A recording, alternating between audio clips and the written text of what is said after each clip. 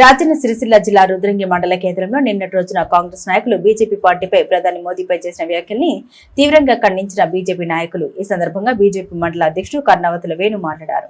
బీసీలకు వెన్నుదన్నుగా ఉండే ఏకైక పార్టీ బీజేపీ పార్టీ అన్నారు. బీజేపీ పార్టీని ప్రధానమంత్రి మోదీని విమర్శించే స్థాయి కాంగ్రెస్ నాయకులకు లేదని అన్నారు.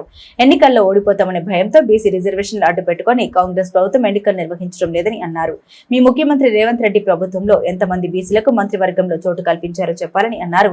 తమ ప్రధాని మోదీ బీసీ బిడ్డ కాబట్టి కేంద్ర ప్రభుత్వంలో ఎంతో మందికి మంత్రి పదవులు ఇచ్చారని అన్నారు. మీ ఎమ్మెల్యే బీసీ అయినప్పటికీ మంత్రి పదవి ఇవ్వలేని స్థితిలో మీ కాంగ్రెస్ ప్రభుత్వం ఉందని ఎద్దేవా చేశారు. బీసీ బంద్ ద్వారా లబ్ధి పొందిన వ్యక్తులు కూడా విమర్శించడం విడ్డూరంగా ఉందని అన్నారు. 42% రిజర్వేషన్లు రావని తెలిసి కూడా కాంగ్రెస్ ప్రభుత్వం కాలయాపన చేస్తూ ఎన్నికలు నిర్వహించడం లేదని అన్నారు. బీజేపీ పార్టీపై ప్రధానమంత్రి నరేంద్ర మోదీపై విమర్శలు చేస్తే సహించేది లేదని హెచ్చరించారు. ఈ కార్యక్రమంలో ఉపాధ్యక్షుడు గంటి శ్రీనివాస్, ట్రెజరర్ బాలకృష్ణరావు, ప్రధాన కార్యదర్శి మల్యాల శ్రీనివాస్, ఉపాధ్యక్షులు మొగుల శ్రీహరి, కార్యదర్శి లౌడ్య శ్రీనివాస్, మాజీ మండల అధ్యక్షుడు అల్లూరి అశోక్ రెడ్డి, మాజీ మండల ఉపాధ్యక్షుడు గడ్డం గణేష్, మోతి నితిన్, అక్కినపల్లి నరసింహారావు, నేపూరి కిషన్, పండుగ గంగాధర్, తరే నర్సయ్య, గజికంటి వెంకట, లౌడ్య మహిపాల్, వడల రాజు పాల్గొన్నారు. बीजेपी जय बीजेपी जय बीजेपी जय बीजेपी राम लक्ष्मण जानकी जय बोलो हनुमान की भारत माता की जय जय किसान जय जवान जय किसान जय जवान जय किसान भारत माता की जय भारत माता की जय नरेंद्र मोदी गारी नायकत्వం వర్ధిల్లాలి బీసీ బిడ్డ నరేంద్ర మోదీ గారి నాయకత్వం వర్ధిల్లాలి బీసీ బిడ్డ నరేంద్ర మోదీ గారి నాయకత్వం నిన్న కాంగ్రెస్ పార్టీ వాళ్ళు చేసిన వ్యాఖ్యలను భారతీయ జనతా పార్టీ బీజేపీ రుద్రంగి మండల శాఖ ద్వారా నేను ఖండిస్తున్నాను. మరి మీరు ఏ విధంగా ఆ వ్యాఖ్యలు చేశారో, మరి మీకు ఏ అవగాహనతో ఆ వ్యాఖ్యలు చేశారో మీరే ఒకసారి ప్రశ్నించుకుంటే బాగుంటుందని చెప్పేసి నేను అనుకుంటున్నా. మరి బీసీలకు ఏ పార్టీ వెన్నుదన్నుగా ఉన్నది, బీసీలను ఏ పార్టీ వెన్నుపోటు పొడిచిందో ఈ రాష్ట్ర ప్రజలకి ప్రతి ఒక్కరికి తెలుసు. మరి మా నరేంద్ర మోదీ బీసీ బిడ్డ. మరి మా పార్లమెంటులో బీసీల సంఖ్య ఎంత ఉంది, మరి మా పార్లమెంటులో బీసీల మంత్రులు ఎంతమంది సంఖ్య ఉందో, మరి తెలంగాణ ప్రభుత్వంలో ఎంతమంది బీసీ బిడ్డలకు మంత్రి పదవులు ఇచ్చారో ఈ రాష్ట్ర ప్రభుత్వం కానీ ఈ ఇక్కడున్న కాంగ్రెస్ ప్రభుత్వ నాయకులు కానీ సమాధానం చెప్పాలని చెప్పేసి నేను కోరుకుంటున్నా.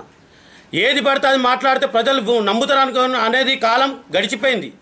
ఇప్పుడు ఏదైనా జెన్యున్గా పద్ధతిగా తెలుసుకొని మాట్లాడితే బాగుంటుందని చెప్పేసి నేను వాళ్ళకు వివరించి చెప్తున్నాను. మరి బీసీలకు అన్యాయం చేసిన పార్టీ బీజేపీ పార్టీ అని చెప్పేసి అన్నారు. బీసీలకు ఏ విధంగా అన్యాయం చేశారు? మీరు కులగణన సరిగా చేయలేని దుస్థితిలో ఉన్న పార్టీ ఏదంటే కాంగ్రెస్ పార్టీ. మీరు కులగణన సరిగా చేసి మా హైకోర్టుకు సమర్పిస్తే ఈరోజు ఈ దుస్థితి పట్టేది కాదు.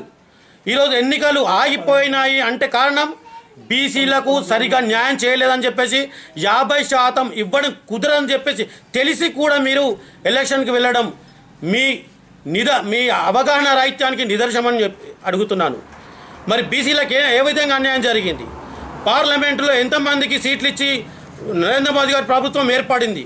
మరి ఈ రేవంత్ రెడ్డి ప్రభుత్వం కాంగ్రెస్ ప్రభుత్వం ఎంతమందికి బీసీలకు టికెట్లు ఇచ్చి గెలిపించుకున్నారని చెప్పేసి అడుగుతున్నాను.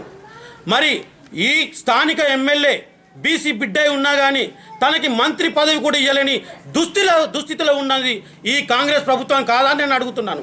మరి మీరెందుకు మా ఎమ్మెల్యే గారిని మంత్రి పదవి చేయలేరని చెప్పేసి నేను అడుగుతున్నా. మీకు చేతగాక చవట దద్దల్లాగా ఉండి ఇంకో పార్టీ మీద నెట్టడం కరెక్ట్ కాదు. ఏదైనా పద్ధతిగా మాట్లాడాలి. బీసీలకు న్యాయం చేసింది బీజేపీ పార్టీ మాత్రమే.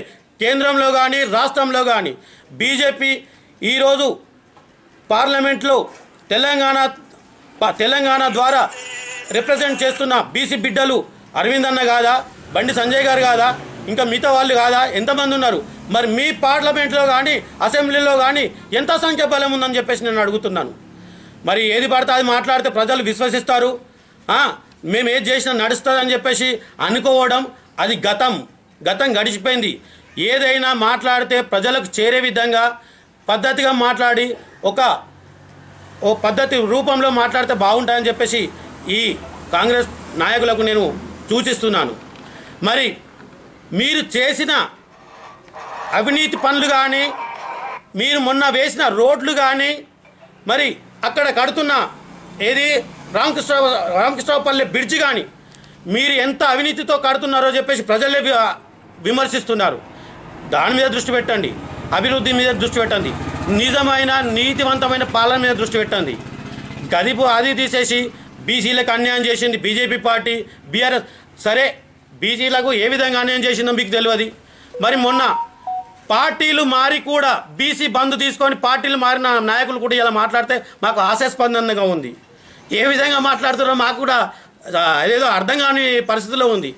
ఏది పడితే అది మాట్లాడతాం, ఏదో నిలబడదాం, రేపు ఏదో ప్రజలలో క్రియేట్